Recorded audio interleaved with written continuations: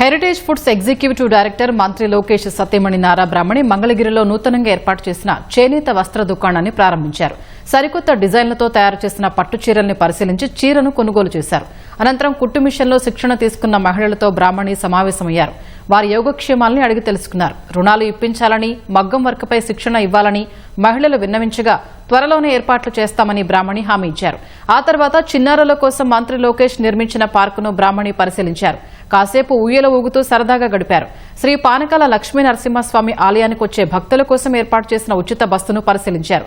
Bus ఎక్కి మహిళలతో మాట్లాడారు.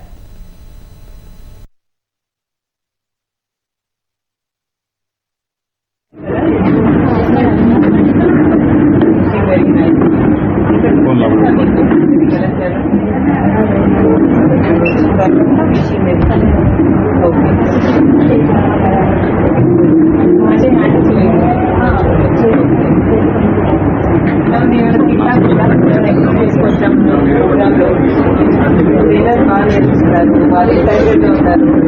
మీరు ఒక వెంటనే చేసుకోవచ్చు.